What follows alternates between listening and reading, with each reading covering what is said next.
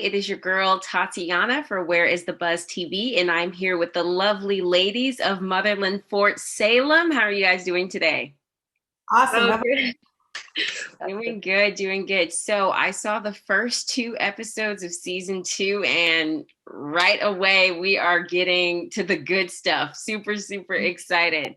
Demetria, I want to come to you first. And I kind of want to take it back a little bit and talk about the end of season one. Do you think that, are we going to find out if there's some ulterior motives about Anacostia releasing Scylla? I I think we're going to notice that there is a little bit of trickery amongst the Okay. decisions being made by Anacostia. Nothing too insidious, but there definitely is a hand that she is looking to play with that move. Okay. Okay. Oh, Nice, yeah. nice. And Amalia, I feel like Scylla is a fan favorite and such a, like, I don't know, you either love her, you hate her, you root for her, you don't. What do you think of the relationship with her and Rael? I mean, I definitely understand how it hits home with a lot of people because what I think that it like encapsulates is the hardship that is love and how you are struggling to keep people out and then you're struggling to let them in and then you're struggling to trust them Right. and then one of them seems to be sort of a terrorist and there's there's so much in that. I of course love it and I enjoy playing it. It's wonderful to act along with Felix and yeah, no, I ship them. It, to me, Scylla and Rail are endgame. Okay, okay. I like that. I think so too.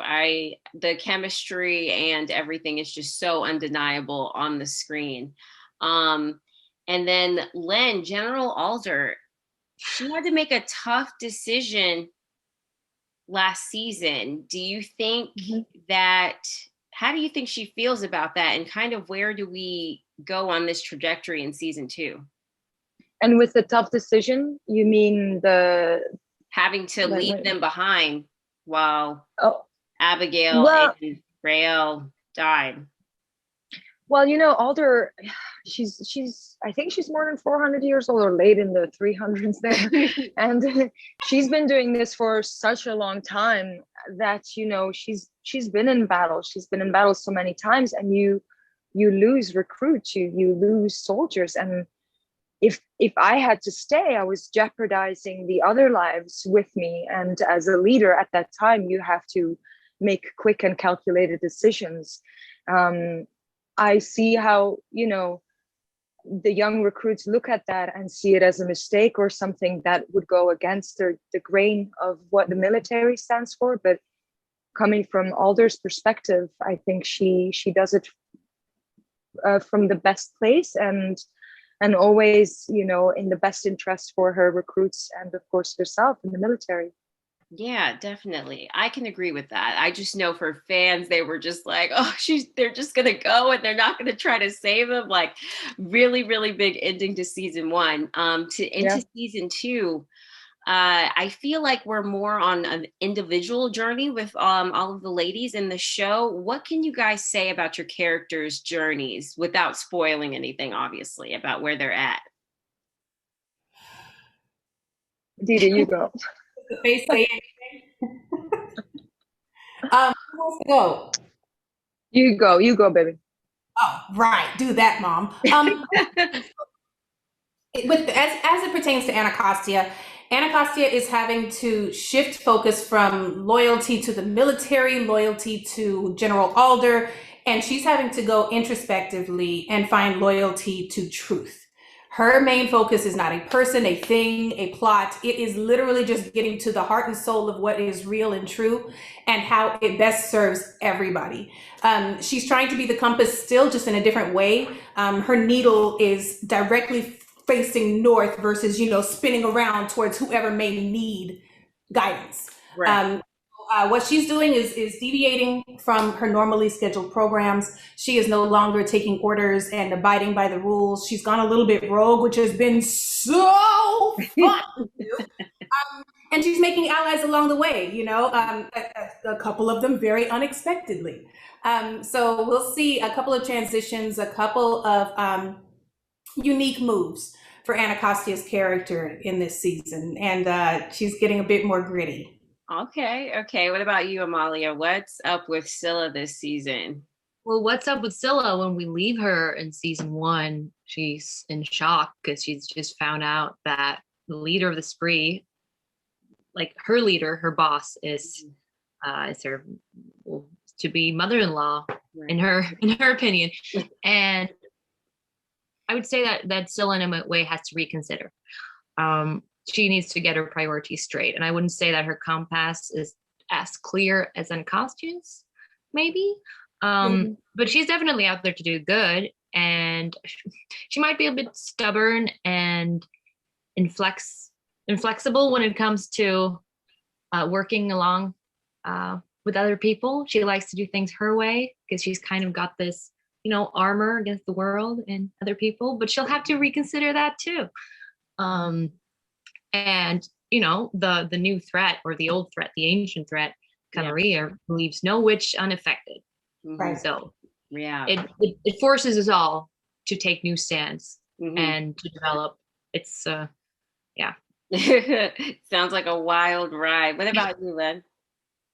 Well, you know, I think I want to pick up on, you know, the fact that the Camarilla is back. Alder was convinced that they were eradicated, that they were no longer on this planet, and she was wrong. And Alder, in her mind, she's not often wrong.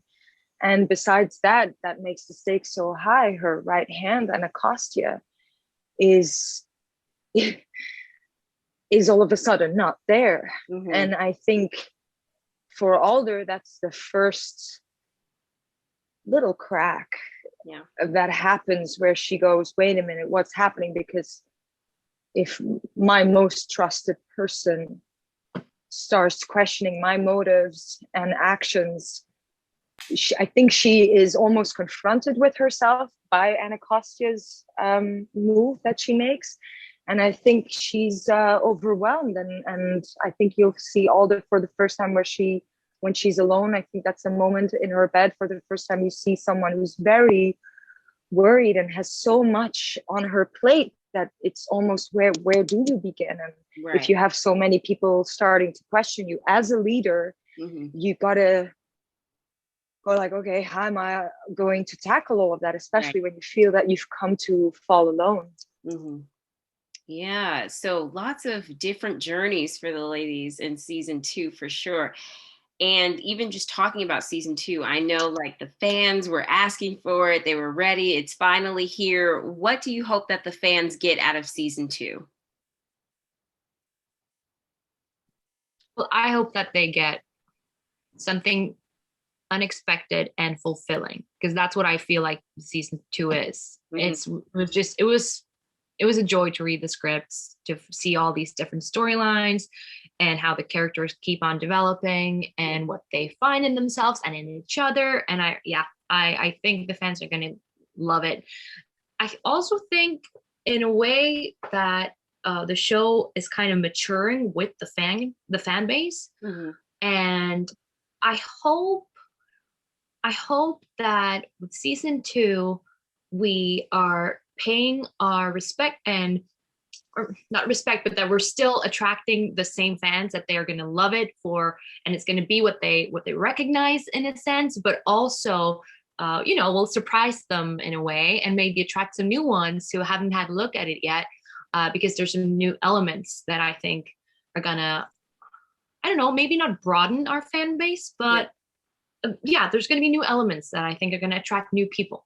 Yeah, I definitely agree with that. There was so many twists and turns, even in those first 2 episodes. I was like, I'm sold, I'm here, and I'm ready to join the ride. So one last question for all of you. Let's pick one word to describe season 2.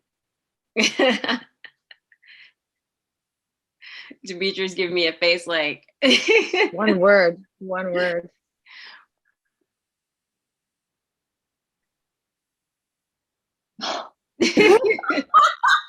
one word is difficult. We take if this it would, way too serious. Or maybe a phrase then. well, for me, it would be a quote. The quote that comes to me is change is the law of life, because what Amalia just said, it takes us in such a different path. And you mature with the girls and the fans. And I think it's almost necessary, because you want to shake things up and you don't want it to go how you think it would go. I think they were very clever to shift it and take it away from what was expected. I like that. Okay, so change. I think that would be a good word. One word. What about you, Demetria?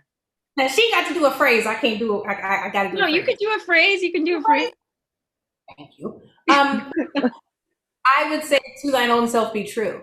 Wherever. Each of these ladies is on a journey. They are growing. They are changing, and those are two very distinct things. Change can go forward or backwards. Growth is straight up and out. So if you are true to the person that you are in the moment, you have a better chance at getting to the person that you want to be. And I think as each of these ladies in the show are on their own endeavors to get to the them that they think that they are versus the them that they've been, it's going to be part of what makes this so exhilarating a show. And yes, love that. Dropping some well gems. said. A word. I'll have a word because you guys described it perfectly. So I'll just add urgency. I like that. That's what the threat of Amalia is bringing to the season. A very distinct sense of urgency. Yes, I love that. Well, congratulations, ladies. I can't wait for the fans to see it. I know they're going to love it. Season 2 is dropping June 22nd, and everybody can't wait. So congratulations to you guys. Thank you, Tatiana. Thank you for having us. Where is the buzz? Where is the buzz? You said was mine, oh mine.